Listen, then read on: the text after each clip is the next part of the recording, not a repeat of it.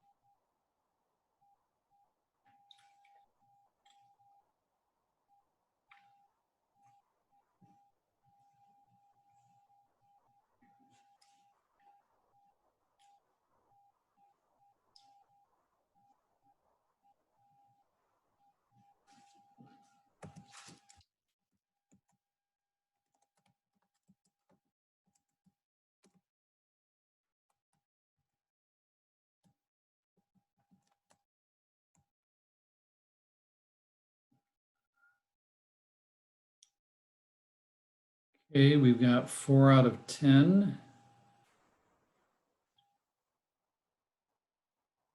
4 out of 8, 9.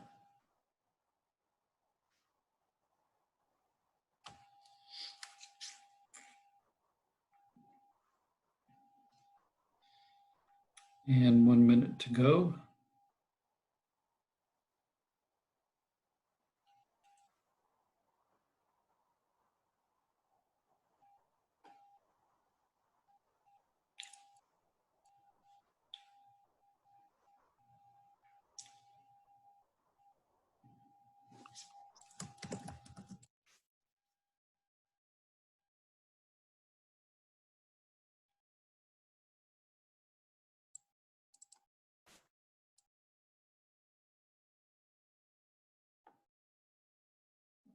Okay. Share screen.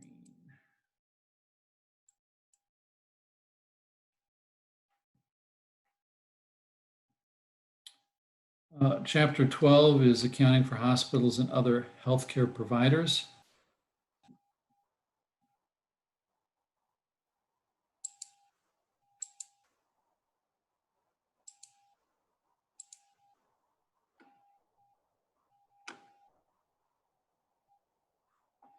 So the types of organizations that are covered in this chapter would be clinics, medical groups, individual practitioners, emergency care, laboratories, surgery care centers, continuing care, HMOs, home health agencies, hospitals, nursing homes, and rehabilitation centers.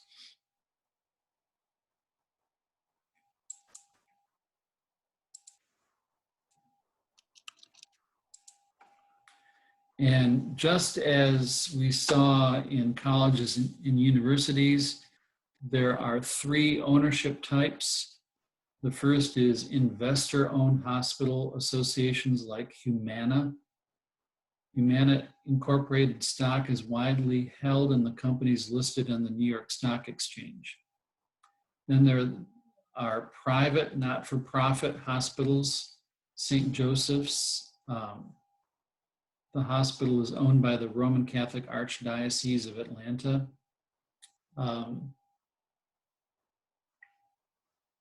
There was a St. Joseph Mercy Hospital that my mother was in Ann Arbor, Michigan. I think the equivalent here in the Jackson area would be the Baptist hospitals, Methodist Rehab, and St. Dominic's. And then there are government-owned hospitals. They have here New York City Health and Hospitals Corporation, which was created by the New York State Legislature. And in Mississippi, in the Jackson area, I think the only one that is government owned is the University of Mississippi Medical Center.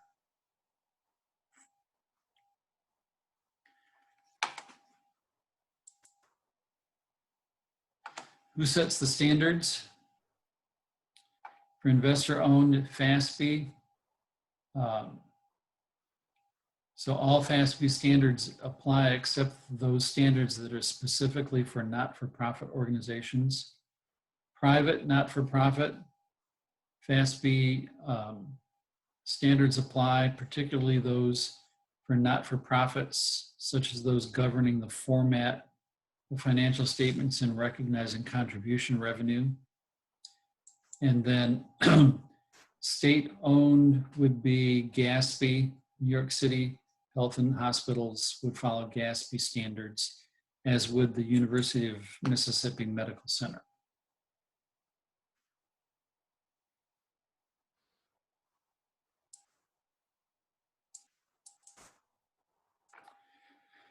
So additional guidance is provided by the AICPA Audit Guide for Healthcare Organizations.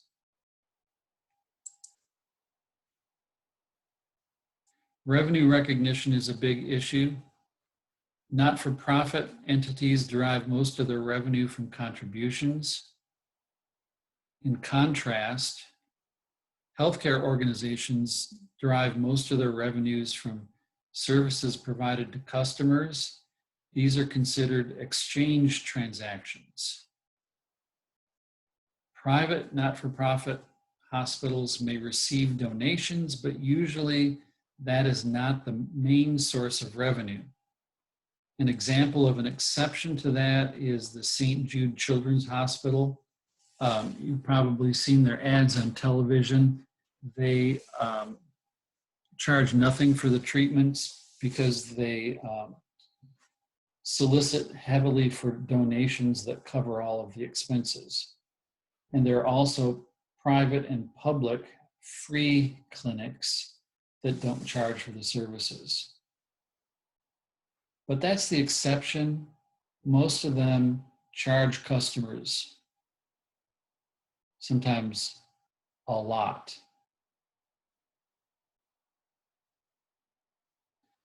Private sector healthcare organizations must follow FASB Section 606, which is about revenue from contracts with customers and determining the amount of revenue to recognize from patient services. FASB 606, revenue from contracts with customers, establishes a 5-step model for recognizing revenue. Now, when I prepare the quiz for this chapter, I'm not going to ask you to memorize those 5 steps. That's something you have to do in Intermediate Accounting 1. But the 5 steps: identify the contract, and that's what you learn in business law, whether it's a valid contract or not. Second, identify the performance obligations in the contract. What are you giving them? Physically or service? What is it that you owe them because of the contract?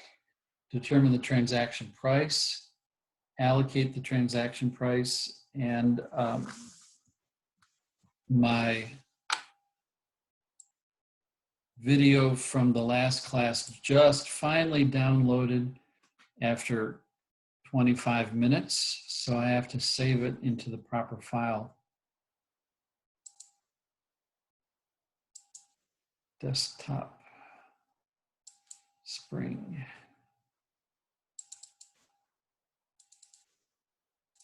Okay, all right, that's taken care of. Sorry for the distraction. Zoom files take a long time to upload to the computer and a really long time to load onto YouTube. So back to the PowerPoint. Recognize revenue when or as this entity satisfies a performance obligation. So a performance obligation is a good or service promised to a customer as part of a sales contract. This is frequently a challenge for commercial businesses that bundle products and services in a single contract, but is typically not a reporting issue for healthcare. For healthcare organizations, steps 1 and 3 are more challenging and require significant judgment. Is there a contract or not? And if so, what is the contract price? And those are really complicated because if a person comes into an emergency room gushing blood, what are they going to do? They don't know. They have to start treating the person immediately before they have time to check if there's going to be any possibility of payment. And the contract prices can be extremely complicated because it might be a matter of negotiation between the patient's insurance company and the hospital.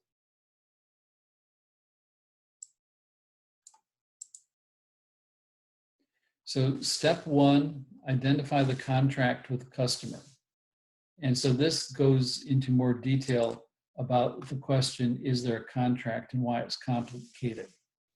Patients in need of immediate medical care could arrive at an emergency room and be unconscious or otherwise lack the capacity to enter a binding contract. Further, the emergency room may be required by law or by their own policies to provide service without regard to whether the patient is insured or has the ability to pay. In the case of trauma care, the healthcare organization may have to delay recording revenue until it can be determined whether the patient has the ability to pay or should be classified as charity care. For a contract to exist, there must be an expectation of at least some payment. So they mentioned here charity care, and now they go into more detail about that. Charity care is the term used in the healthcare industry to describe a situation in which services are provided to a patient without the expectation of receiving payment. FASB characterizes charity care patients as those with a demonstrated inability to pay at the time of treatment. For a contract to exist, there must be an expectation of some payment. The result is there is no contract in a charity care situation and no revenue is recognized.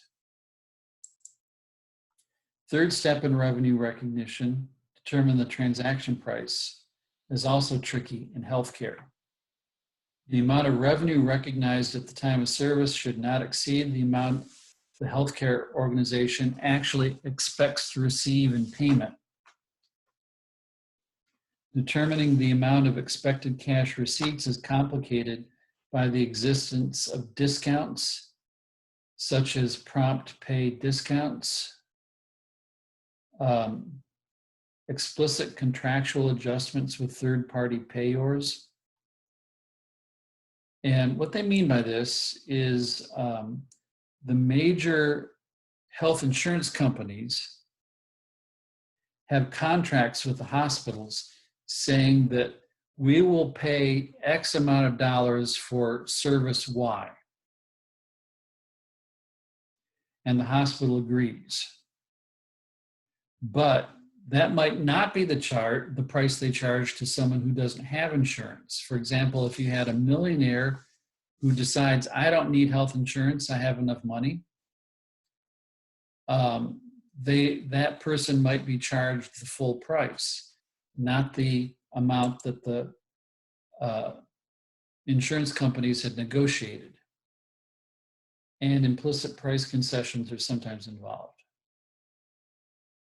All of these must be estimated at the time of service and deducted from net patient service revenue. And I think what's going to happen is they might have policies set up in place to try to give the amounts to estimate at the time of service. But later on, at the end of the year, I think there's going to have to be a lot of adjusting entries done by the accountants to fix any mistakes in the estimates. So there's more detail about the contractual adjustments here. Healthcare entities commonly agree to accept payment on behalf of patients from third-party payors, such as insurance companies or government programs like Medicare or Medicaid. Typically, these third parties do not pay the standard rate or the list price for services provided to patients. The difference between the standard rate and the reimbursement rate is termed contractual adjustment or explicit price concession. So when I get a bill for medical services, it shows how much they charge normally, then it deducts the contractual adjustment, then it deducts the payment from Blue Cross, and then what's left is what I have to pay. Patient service revenues are reported net of these contractual adjustments.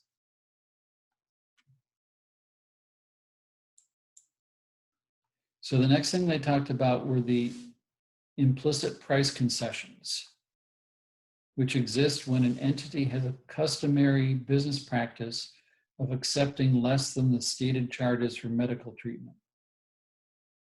Implicit price concession may be estimated based on historical collection experience from similar payments. In determining the experience, the hospital may group patients into categories such as uninsured self-pay, high deductible insured, or elective versus non-elective procedures, and calculate expected collections based on group averages. Patient service revenues are reported net of implicit price concessions. So what they're saying here, it's kind of like a reality check for the amount of revenue that they're going to record. If people normally are unable or unwilling to pay the full price, then they can't recognize that full price as the amount of the revenue. So let's stop a minute, see if there's comments or questions before we move on. I have a question about the charity care. Okay.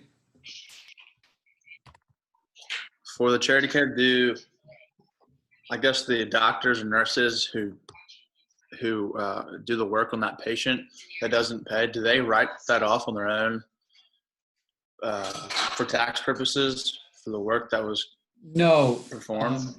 No, because from the hospital's perspective, the salaries of the doctors and nurses, let's say it was a person was crossing the street and run over by a car. The ambulance quickly brings the person to the hospital. They start treating the person. They don't even have a chance yet to check if that person has any kind of insurance. What we've been talking about is how the hospital should record the revenue. At that time, it's too early for them to be able to record any revenue. The expenses are a completely different issue. And so the salaries for the nurses and doctors are expenses, but those expenses are not created by the revenue. They're independent of it. So the doctor isn't paid directly by the patient. The doctor is paid by the hospital. Right.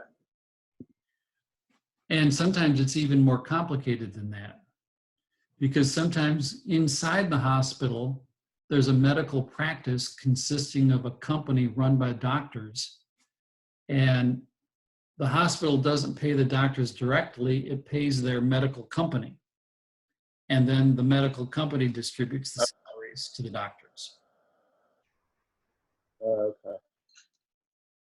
But, right, so whatever, whenever it's charity care, that doesn't mean that the doctor and the nurse isn't going to get paid. What it means is that the hospital's got to find a way to get money to pay them from somewhere else. And how do they do that again? Where do they usually look to pay them? The money that they get would be because some of the patients' charges for services are actually more than it costs. Okay. The ones that do pay are paying a little bit more than the actual cost. I mean, that's the same as any business. When you buy, let's say, a car at a car dealer, what you pay is not what it costs to manufacture the car, it's more. And what you pay is not what it costs the dealer to buy the car from the manufacturer, it's more, because they have to make a profit to run the company and pay their employees. So the hospital is going to have to charge enough for the services to not only cover the cost of the operations that they're doing now, but also to cover some of the charity cases. Okay. Other questions or comments? Is this making sense so far? Okay. So let's go to the PowerPoint. There's an example.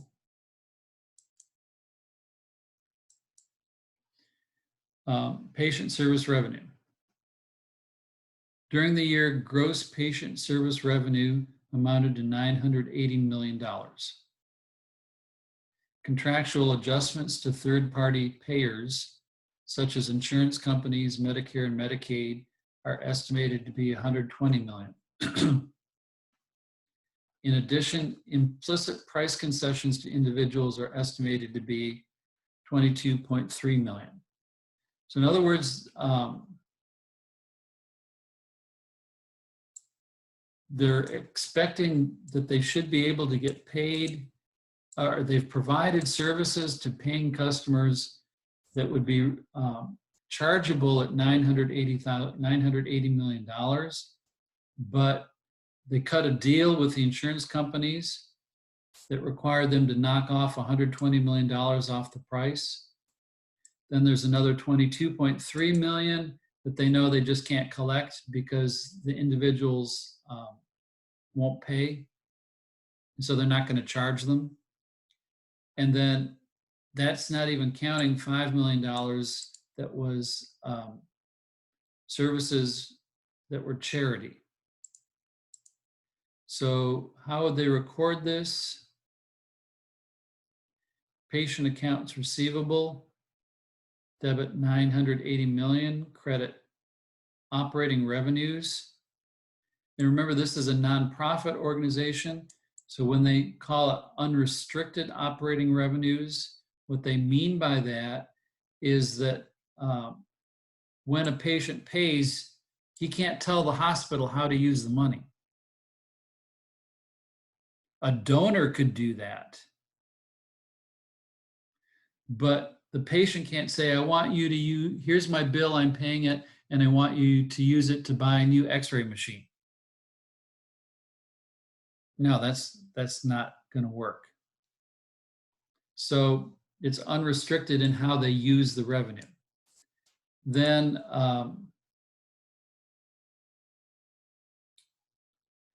contractual adjustments and allowance for contractual adjustments.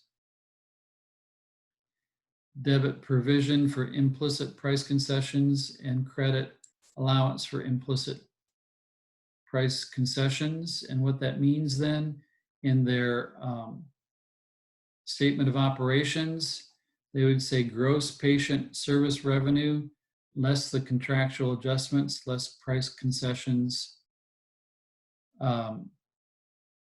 is net revenue of $837,700,000. And this 5 million, they just never counted anywhere as revenue. So that's not deducted.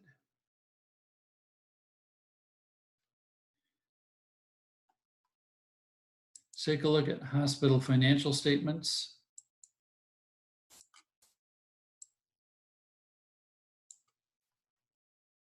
They'll have a balance sheet, statement of operations. If it's a government hospital, it'll be a statement of revenues, expenses, and changes in fund net position. It'll have a statement of changes in net assets if it's private, not-for-profit. Statement of changes in owner's equity if it's investor owned. And if it's a governmental owned hospital, then the changes in equity in net assets are included in the statement of revenues, expenses, changes in fund position. It's a combined statement, not a separate one.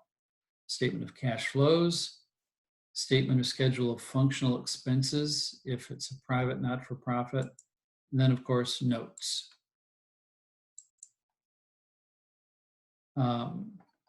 Private not-for-profits and government-related entities must provide a performance indicator. This is a measure of income which excludes equity transfers, restricted contributions, contributions of long-term assets, most unrealized gains and losses, restricted investment returns, and extraordinary returns. So if you take all of these out,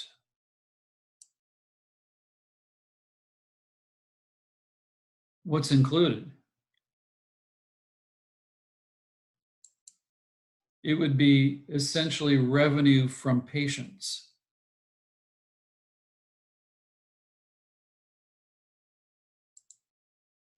Operating revenues are often classified as net patient service revenues. Premium revenue from capitation agreements, agreements whereby the entity is to provide service to a group or individual for a fixed fee. And other revenue, parking lot, gift shop, cafeteria, tuition.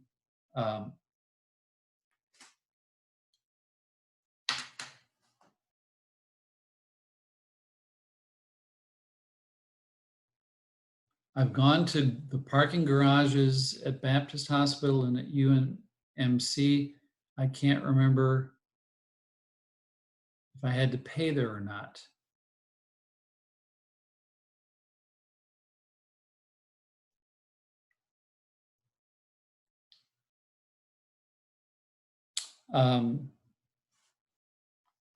Most hospitals have gift shops.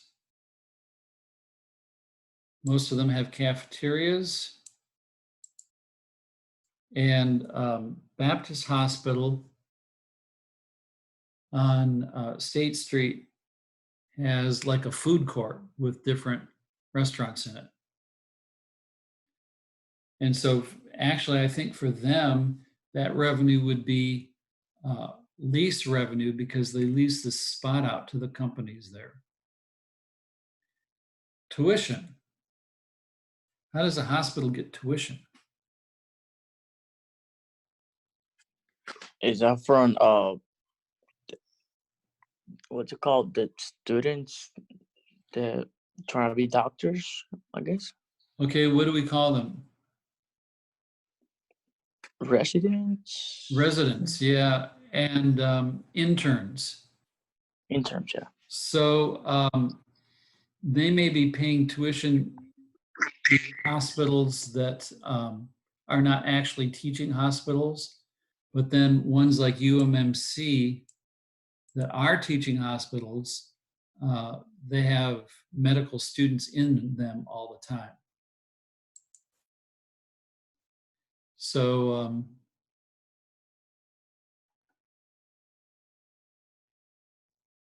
I can remember when I was in for a medical treatment and they brought in doctors from the, or prospective doctors from the medical school to watch what they're doing to learn about it.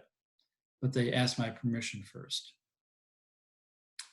Unrestricted gifts may be treated as operating or non-operating depending on policy.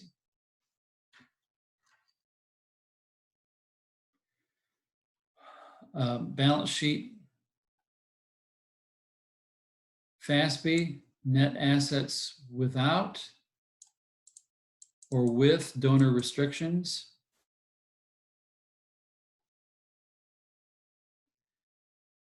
And that's the same as it was in the nonprofit chapter just before. GASB has 3 categories of net position: unrestricted, restricted, and net investment in capital assets.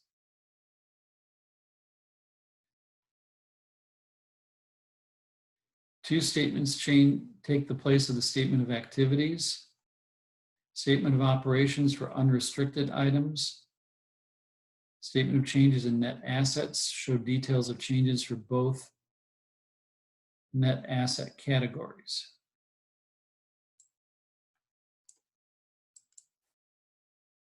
Statement of financial position. Hospital, whether it's not for profit, government, or commercial, the balance sheet would be pretty much the same except for the equity section.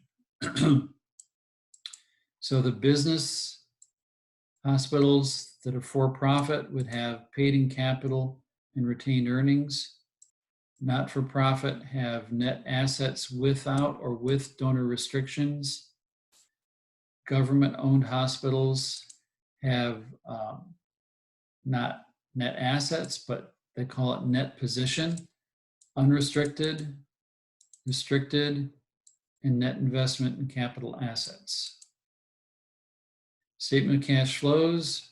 Business and not-for-profits use the FASB format with 3 sections. Government-owned hospitals have the GASB format with 4 sections. And then to do the homework, you need to study the illustrative transactions that are in the textbook on pages 357 through 364. And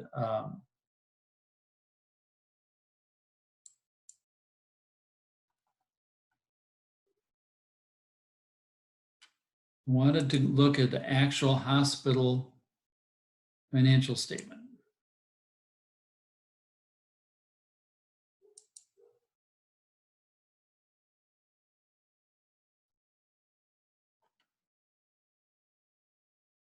So Community Hospital Association affiliate, it's audited. So it says a community hospital. From that, it wouldn't be clear if it's private, not-for-profit, or government-owned. Here, if you take a look,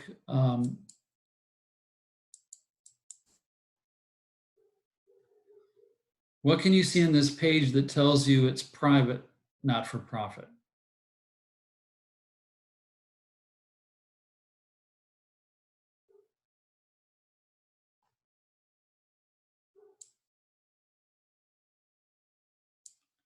What do the government hospitals call it? Net position. The private not-for-profits call it net assets. Auditors report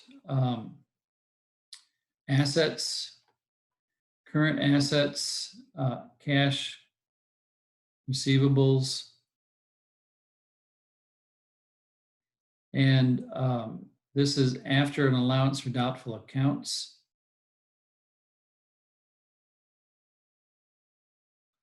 Inventories.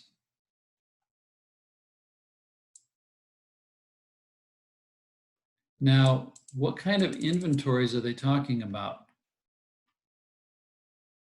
My guess is that it's misnamed and that this actually should be supplies.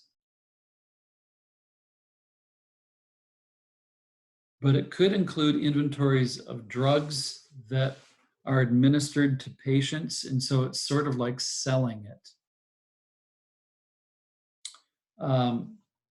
Prepaid expenses, estimated third-party pay or settlements. They didn't have anything in 2019. I think what this meant was that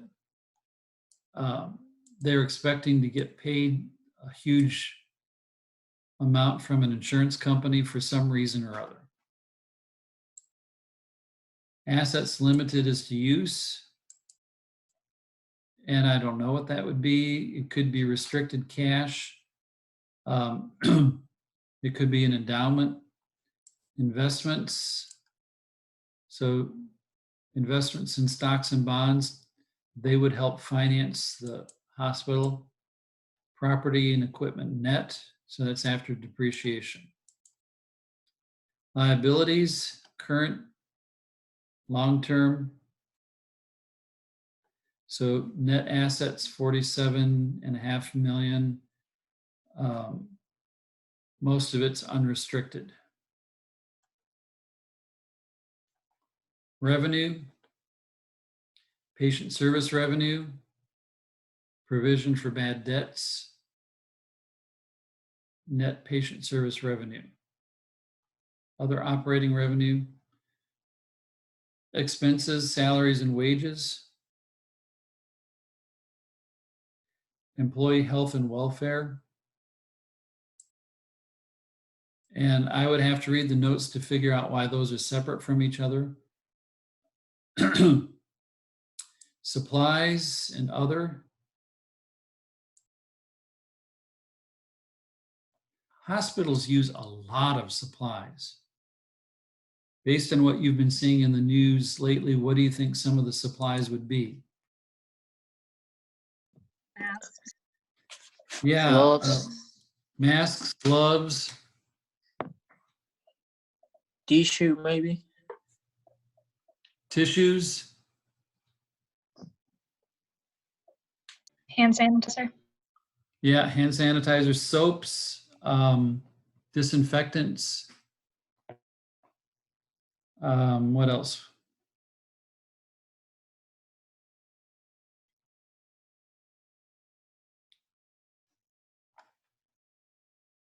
Depreciation expense, interest, insurance.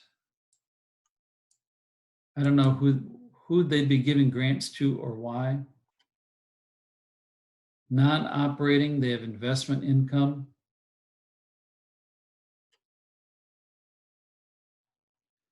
And grants and bequests.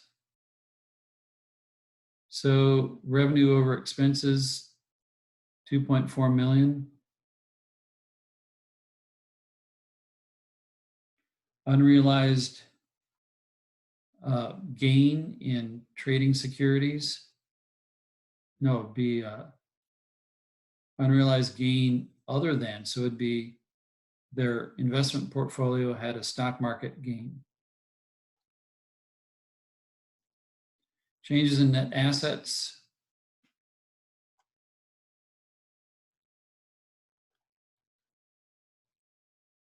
Cash flows. Operating, investing, financing.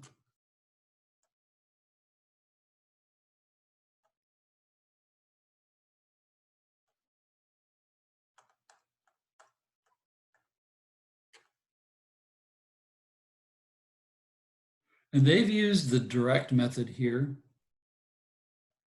And so they have to do the reconciliation here for operating activities to explain how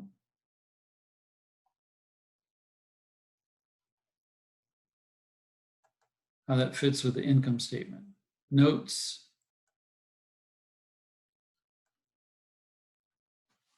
I'm curious about their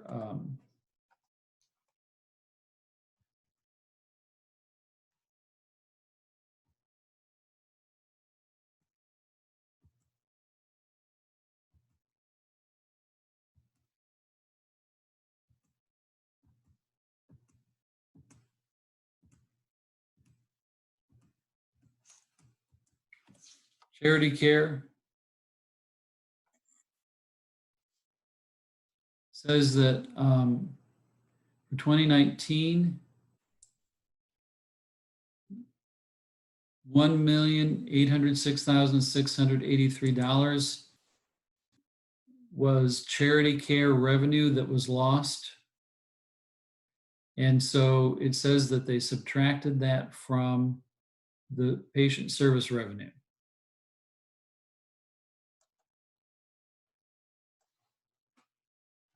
And the other thing I was curious about was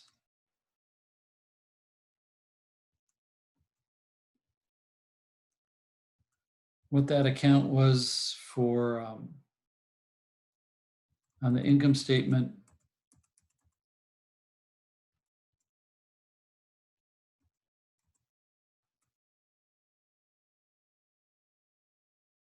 Employee health and welfare, but I didn't find it there. Let me try find.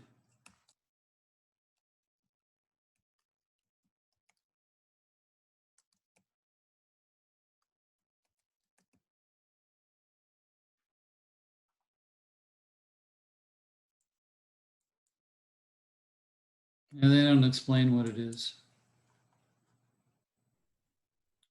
Okay, do you have questions about this financial statement?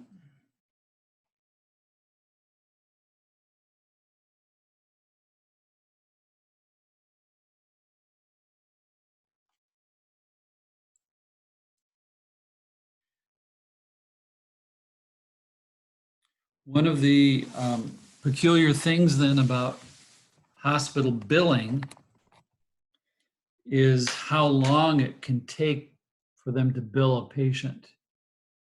And what are the complicating factors that make it take so long? Do you think?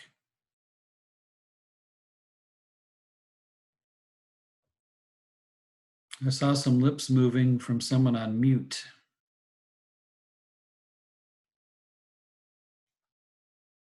Let me Sorry, what was the question again? Okay.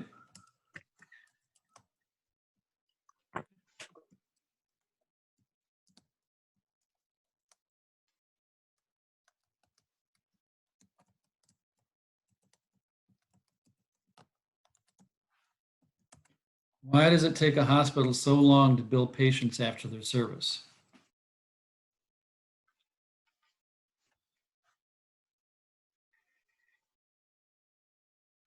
There's first reason that you might not think of.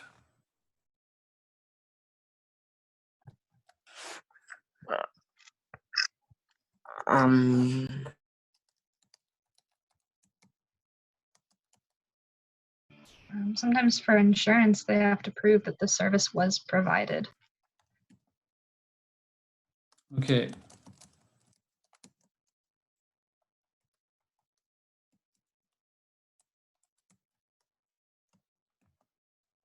Then they have to wait.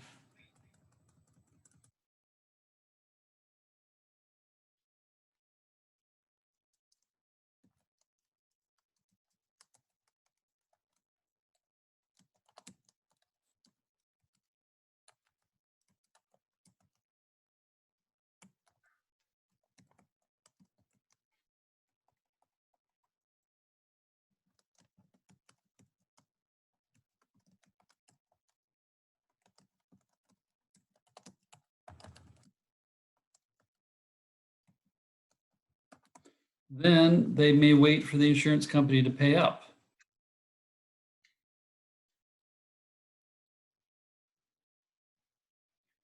So, and I mistyped here complied. That should have been compiled.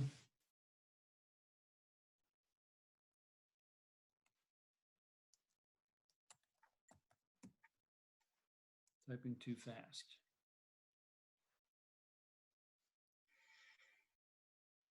So, any other questions?